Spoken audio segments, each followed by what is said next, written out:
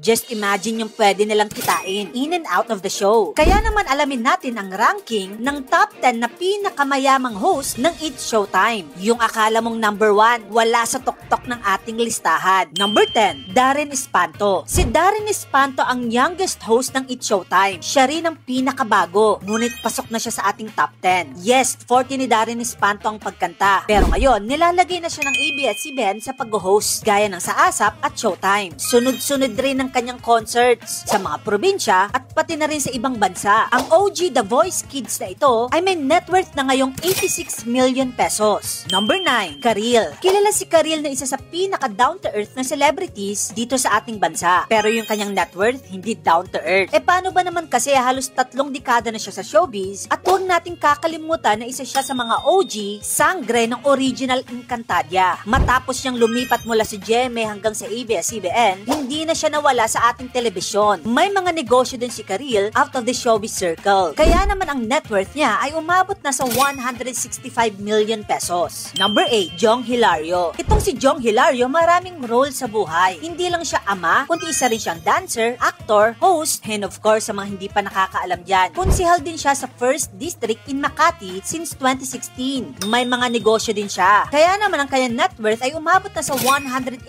million pesos. Number 7, Ami Perez. Ganyan-ganyan lang yan si Chang Ami pero ang yaman niya, hindi biro. Imagine ang dami niyang active projects ngayon. From radio broadcaster, actress, and TV host. Never din siyang nawala sa ere for more than 3 decades already. Tapos, bago siya naging host sa It's Showtime, nasa It Bulaga din siya noon. Kaya of course, marami-rami na rin siyang naipon. Kaya ang net worth niya, lumobo na ng 286 million pesos. Number 6, Vong Navarro. Siyempre, hindi mawawala sa ating top 10 ang OG host ng It's Showtime na si Vong Navarro. From dancer, actor, at host, masasabi natin hindi palaos si Vong. Naalala nyo pa ba nung late 2000s? Paborito siya ng ABS-CBN, specifically Star Cinema, na bumida sa mga superhero movies like Gagamboy. Sa ngayon, Vong Navarro is worth 365 million pesos. Number 5, Ogie Alcacid. Si Ogie Alcacid ang tinaguriang President of OPM. Itinuturing na siyang legend and icon sa Philippine music. In fact, hindi lang siya singer, dahil is also one of the best songwriters dito sa ating bansa. Famous comedian din siya, actor, producer, and also a director. Ogie Alcacid is na worth 414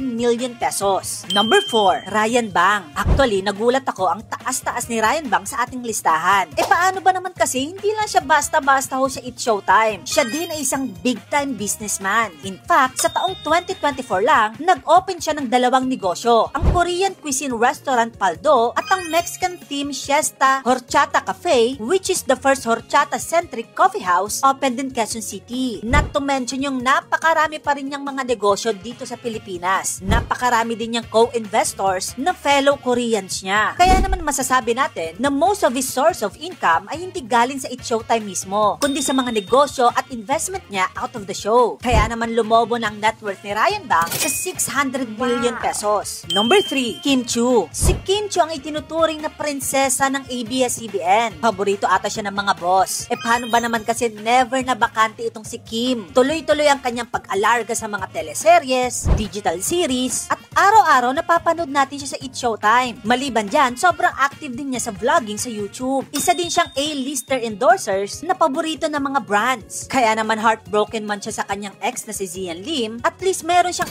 860 million na net worth na talaga namang bunga ng kanyang dugot pawis. Number 2, Vice Ganda. Sa totoo lang, ang akala ko mangunguna sa ating listahan ay walang iba kundi ang phenomenal box office superstar na si Vice Ganda. Siya ang itinuturing na pinaka-importanting host ng It's Showtime. Sabi nga ng marami kapag wala si Vice doon sa Showtime, parang may kulang. Maliban sa pagiging host kasi sa Showtime, umakyat na rin bilang business unit head si Vice Ganda sa nasabing show. Kaya naman yung mga co-host niya, sa totoo lang, boss nila si Vice Ganda. Maliban dyan, pinagbidahan din ni Vice Ganda ang napakaraming mega hit movies na talaga namang tumabo ng bilyon-bilyon pagdating sa takilya. Siya din ay co-owner ng napakaraming restaurants, including the Vice Comedy Club na talaga namang sobrang hit ngayon. Siya din ay proud owner owner ng Vice Cosmetics. In addition, nandiyan din ang kanyang multiple endorsements like McDonald's. Ang kanyang net worth, 1.1 billion pesos. Literal na unkabogable bilyonaryo itong si Vice. Number 1, Ann Curtis. Si Ann Curtis ang isa sa mga OG host sa Eat Showtime since 2009. Siya ang tinaguriang diyosa ng showbiz industry. Imagine yung talent niya sa Showtime per day ay nasa 6 digits and can easily earn millions in a month. Pero maliban dyan, siya din ang proud owner and creative director ng sikat na cosmetic brands na BLK. Pero yung huge chunk of her earnings comes from her brand deals and endorsements kung saan siya ang isa sa mga itinuturing na isa sa mga most sought after endorsers sa ating bansa. Actually, dumaan ka lang sa EDSA at bilangin mo yung mga billboard na meron siya. Nako, mapapagod ka. Ann Curtis is now worth 1.6